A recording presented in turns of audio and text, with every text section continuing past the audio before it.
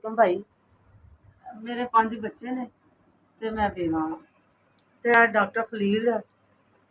बच्चे बर्तन मांज के ना ते मैं अपने बच्चे पालनी हाँ पे ते अज मेरी छाती ते ना बहुत ज़्यादा बलगम का ना असर हो गया सी ते हुण ए डॉक्टर को ना मैं इलाज करवानी हाँ पई ते ये बाहर दी दवाई देंदा ते 1000 रुपया दी फीस है ते 1000 को दियां दवाइयां ने ते उस तो बाद मैं हस्पताल दे ना मैं जानी हाँ मेरे दिमाग दे भी पिछे ना सट लगी है ते लत्त ते भी एक्सीडेंट होया सी ते उत्थों भी दवाई लियाउनी हाँ ते ओह् ज़्यादा मैनू बाहर दी देंदे ने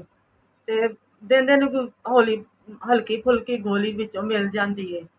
ते ज़्यादा मैनू महंगी जड़ियां ना बाहरों मिलदी है ओह् भी मैं नहीं हुण हाली जा सकदी ओह् भी जाना है मैं हुण इस डॉक्टर को भी जाना है जेह्ड़ा डॉक्टर खलील है ते ओह् लाहौर भी जाना मैं ते मैनू तुहाडी मदद चाहिदी है बड़ी परेशान हाँ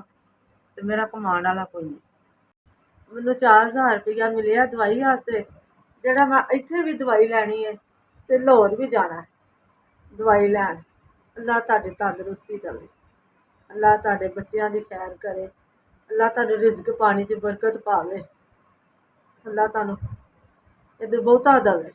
मां बाप दी खैर करे अल्लाह तुहानू बीमारियां तो